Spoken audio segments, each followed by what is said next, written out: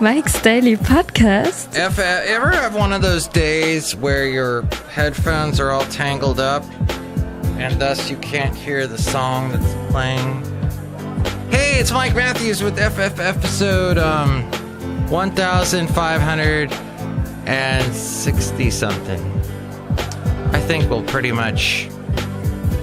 No, I have no idea. Oh yeah, 1563. Mike's Daily Podcast. That sounds good to me. Hey, I had a wonderful weekend. I hope you did too. Mike's Daily Podcast. And that's not something that I say often, having a wonderful weekend, my friend, because I have to work end upon end every day of my life. I work at some radio station, it seems, but this weekend I had 2 days off from everybody, and I'm just beaming with the rest that Mike's I had. Daily Podcast. And the fact that I got to say bye to this show Mike's for a couple of days. Daily Because Podcast. doing this day every day, every day doing this show, you get a little... But you know, one of my devout listeners, Sylvia, is not going to be around. She's leaving for Portugal, and I'm so sad because she listened to my shows, and but she informed me that this show is not on Stitcher, which I'm walked in wondering what that not on. I thought it. So I looked, and it is. So I don't know what she was saying. Say what? But it is. There are 2 Mike's Daily Podcasts on Stitcher right now that are both this show. But maybe one of them got deleted because they're like, we can't have the same show on twice. So let me just tell you, look who else walked in, that Stitcher is an awful, awful podcasting platform. Even though they were nice enough to have me, excuse me, take a tour with them, see their facilities when they used to be in the Market District in San Francisco. They had a tour. That's where I met Lina Masizzi, the famous producer and now Instagrammer who posts these Instagram stories that are often hilarious. And yeah, they've done things like just change. And here's today's podcast picture. It's a drawing of the wonderful Chely Shoehart. Hello, Mike Matthews. I walked in and I was like waiting for you to address me. There you are. You've been addressed. How does it feel? It's all right. Like, I'd rather do other things than be addressed. You'd rather do other things than be addressed? Yeah, Mike Matthews. Would you like to be pants instead of a dress? Huh? We were getting a little deep into the weeds, which is a reference that was made on several episodes of Curb Your Enthusiasm when Mr. Larry David works with the guy from Hamilton. Alexander Hamilton. That guy. My name is Alexander Hamilton. And he's trying to... There's a million things I haven't done. But just you wait. Just you... He's trying to do a musical called Fatwa. And that guy is playing Larry David, playing Salman Rushdie. You're supposed to put the emphasis on the second syllable, and Salman Rushdie is actually in the several episodes of Curb Your Enthusiasm, or one of them at least. It was very amusing. I got to watch it because no, I don't have HBO. No, I don't pay for frickin' that side of... The only thing I pay for cable, and I avoid getting all those... Oh, get this box plan. Get this and that all chained together. Woo! Pay $300 a month. It's great. No. I say no to that because what I end up doing is... And I say... No! God, please, no! No! No! I always forget he does a third no, and that's... Thank you, Steve Carell. What I do is I just get the internet. That's all I wanted, is just the internet. And I have been just the internet type of guy for way over 10 years now. I cut the cord back in 2003 or 4. Yeah, I was married. I just gotten married, and I told my then wife, if our cable bill goes over $30 or $40, I want to cut the cable. I don't want cable anymore. I'm done. And we didn't even have internet at that point. She and I didn't even have a computer at that point. So we were just going to watch DVDs. We had so many DVDs. And then this thing called Blockbuster was doing their DVD thing, where in the mail thing, where we would, you'd get the mail DVD, watch it, then bring it into the store, and then you could rent anything in the store. The only thing was the stupid late fees. Oh my gosh. Blockbuster got me so bad with late fees. I think I had to pay over $100 because my then wife forgot to return some awful movie. And yeah, so we weren't watching television. We cut the cord way back 14 years ago. And then the internet came along. We got a computer finally, watched stuff off of the computer, watched it on the laptop. We'd take the laptop, we'd be sitting on the couch, and we'd stick the laptop right there on the coffee table and watch stuff on Hulu. And then we found Netflix, and we were watching Netflix, and I had Netflix up until the end of December, the end of 2017. I said, enough. But then all of a sudden my Comcast decides, that's our local cable people if you are listening from outside the area, Xfinity Comcast, that just gouge us. And they said, hey, we got this thing going on this weekend where you can watch HBO for free. Even if you just have internet, just log on to our website, blah, blah, blah, blah-de-da, and watch HBO. So I watched HBO shows, and Curb Your Enthusiasm is like the only show I like. And it was rather funny. I'll probably address some other funny things I mentioned. I watched the last season is what I did. I've seen previous seasons, like when they got the Seinfeld show back together and got all the characters back together. But I just did not... I don't know. I don't know. And do any of us know? All I know is my weekend was wonderful. And what did I do? I went to, first off, a big thanks to Massa. That's a name that you maybe don't hear too much. But Massa is the wonderful guy who said, hey, I need the hours. If you want to take off Sunday and Monday, I'll do your job. And I said, yes, thank you.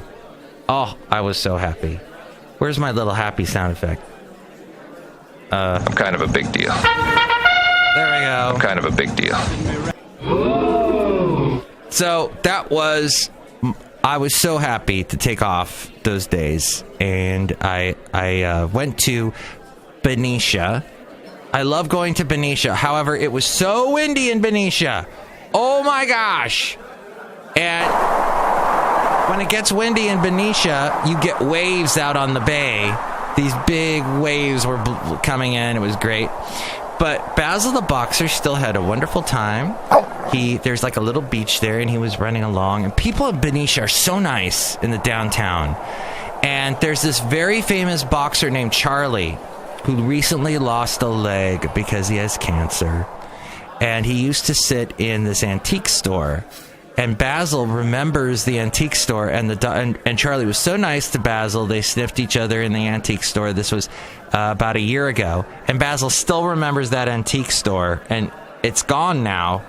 It's like a yoga studio now, but Basil still stops and goes, where's Charlie? Oh, I wish the best for Charlie. I told someone who knew the guy who knows Charlie to wish him well. But that was... Benicia is such a nice little downtown area. This is the little travel part of my show, where I talk about traveling and such. And yes, you can go there, and you can go, there's like a little wharf or jetty that goes out, and then there's a little wharf at the end jetty, and you're out in this little harbor, and you look out, the houses all along the water are so interesting and unique designs. Not cookie cutter at all. And old. And Benicia at one time was the capital of California for about a year. And yeah, it's just great. I love going there. People go, why do you go to Benicia? I go there. That's all. And I did have to stop. And a friend of mine is all into Pliny the frickin' Younger. Oh my God. Oh, my friend, though, was very nice. He let me have a sip of his Pliny the Younger. And I went, okay, all right. I don't understand. It's hoppy. It's got a lot of hops. I guess if you're into the hoppy flavor and hops are your thing, that's great. Oh, it's a specific kind of hop, Mike. It's the best hop there is. Beer. You won't taste this hop anywhere else. All right. My mouth cannot tell the difference. I do not have that palate. I do not, therefore, need to wait in line for 5 hours to drink a stupid glass of beer that was tiny. It looked like that little glass they give you for orange juice when you go to IHOP. Tiny! You needed a magnifying glass to see this beer. And then so they didn't have that. I had Pliny the Elder, which they always have. And my glass was huge. Huge. So I drank that and oh my gosh, got a nice buzz. I went up to Benicia. Don't drive drunk. Buzz drinking is drunk driving drinking. A message from the CHP. I have a sound effect for that. You will respect my authority. That's basically how the show goes. It's silly. I probably don't I didn't hear back from the people with the podcast position. Some people here on the weekend at my job do crazy stuff to the equipment. When I come in, I'm like, why is that like that? Weird. I must do that to the people where I work part-time on the weekend. When they come back, the full-timers must go, what does Mike do on the... But I don't do anything, my friend. I keep it simple and sacred. No, my point being that Curb Your Enthusiasm is pretty good. I do get a little tired of Larry David screaming all the time in his, was it David Steinbrenner voice? Oh, why is it like this? I want a calzone. He kind of does that thing a lot. Calzone. And the second day I went to Livermore. Oh, Mike, why would you go to Livermore? What's the point? But it's a nice little downtown. Here's what I found, though. No homeless in Benicia. No homeless on the streets, passed out with their shopping carts. None of that going on in Benicia. Livermore, that's going on. Is it going on in Pleasanton, downtown Pleasanton? I didn't see it. But something about Livermore and something about Castro Valley. We have our passed out homeless on the street with the shopping cart next to them. And it's cold. It is cold. It is very cold this morning. There was frost on my roommate's car. It's chilly today. My point being is that I also watched Larry David. Gary Shandling's show. What was it? The Larry Sanders Show. I'm getting them all mixed up there. Gary Shandling no longer with us, sadly. But does a great comedians driving in cars with Jerry Seinfeld drinking coffee show. And he did that shortly before his death. But Gary Shandling used to do this great show, the Larry Sanders Show. Jeffrey Tambor was in it, which is, he's had sexual harassment allegations leveled against him. And his Hank character that he did on that show he was pretty, he did some passes at women. And, there's a great line, and I can't grab it right now, but Mary Gross, who used to be on Saturday Night Live years ago, said something like, hey, Hank, you're not gonna, be a pathetic man and try and make a pass at me, are you? Be a pathetic divorcee. And I don't know if that's what really happened with Jeffrey Tambor. I haven't really read into the story, but he was on that show, as was Rip Torn. Hello, sweetie. That guy from Men in Black. Hey, the funny thing was, though, Clint Black used to be on that show quite a bit. And he has this one scene where he's talking about Lisa Hartman Black, about his wife, and how having her in his life centered him. He used to be a partier, and then when she came into his life, he he's straightened up and sobered up. And so he talks about that. And then Gary Shandling looks at Rip Torn, who's playing his producer on the talk show that he does, and says, "You're my Lisa Hartman Black." And that's kind of funny. But, we all need a Lisa Hartman Black in our life. We need someone that centers us, helps us along.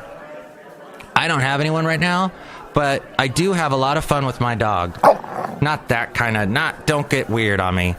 I'm talking about, we go on these excursions, these Mike excursions to places like Benicia and Livermore. And he was there with me in Livermore walking along.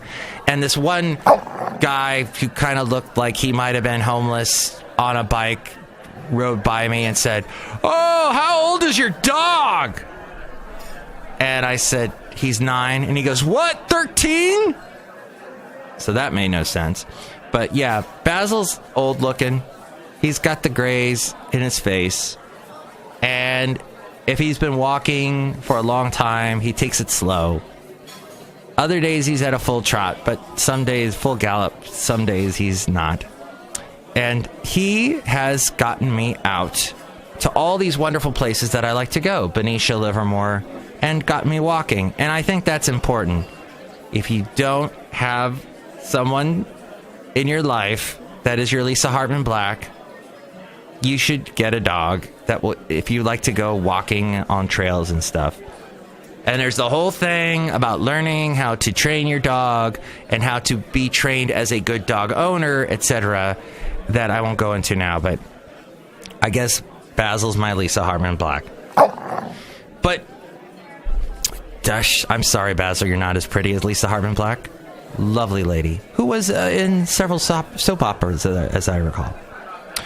This show's gotten weird. Hey, everyone. I didn't even say hi to the people that walked in to Café Anyway at the beginning of the show. Hi, Mark. It's Benita, the rodeo queen. How y'all doing?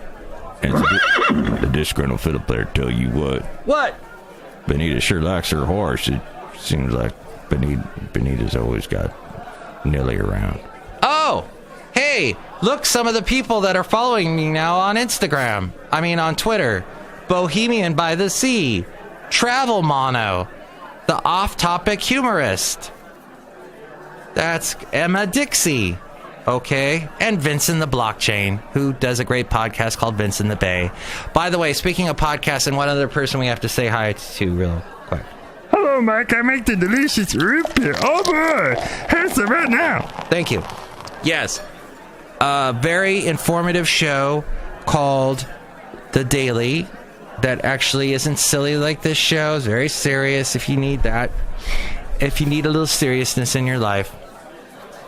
Oh, no. Colin Quinn had a heart attack on Valentine's Day? Oh, I bet he enjoys that irony. I'm so glad he's alive, though. He's 58. And he used to do a show called Tough Crowd, where he had some great comedians on, and it was a 5 days a week type show. It would come on after the Daily Show, and they would tackle the topics of the day. And a lot of his jokes would fall flat, but hey, Trump's blaming Obama again. He questions why Obama didn't take action on Russian interference since it happened back in 2014. Even though Trump loves Russia and, loves Putin. I say it's better to get along with Russia than not. And Trump was doing all his Twitter stuff, saying, doing his world tweet. The Royal Trump Tweet Decree. And he questioned, why Obama didn't do anything during the 2016 election. And then also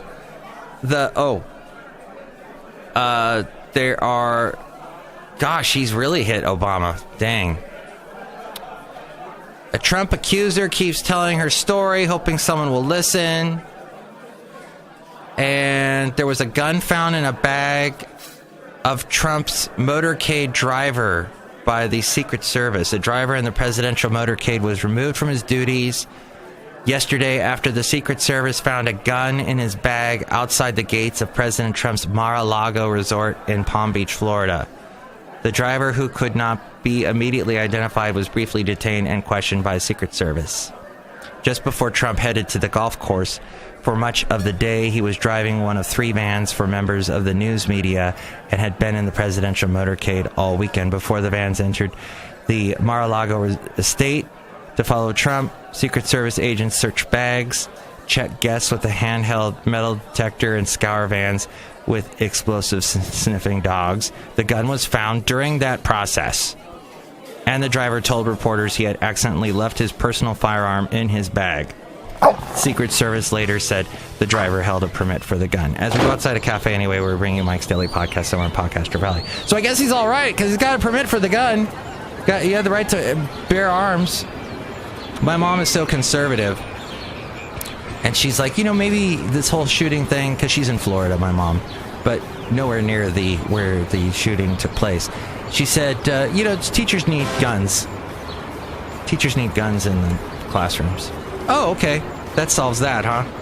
But the Daily, the New York Times show on the podcast, talks all about the ambush that happened in Niger last year, where a bunch of Green Berets were killed, and there's this girl that works for the New York Times. She sounds so young, and she's like their ISIS correspondent, and she was talking all about how she actually saw the footage of one of the soldiers who was killed that has the body camera.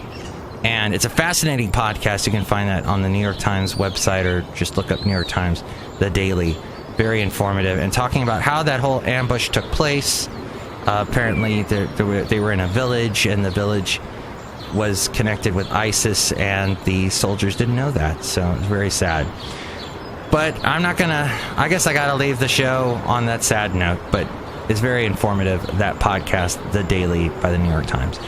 Hey, on an up note, have a good day. If you had yesterday off, hopefully you did. It's only a 4-day week. Woo! Okay, next show we'll have the wonderful Madame Rootabega, Valentino, and Bison Bentley. Get better, Colin Quinn. Mike's Daily Podcast is written and produced and performed by Mike Matthews. His podcast is super easy to find. Download or listen to his show and read his blog at mikesdailypodcast.com. Email Mike now at mikesdailypodcast@gmail.com. See you tomorrow. Bye!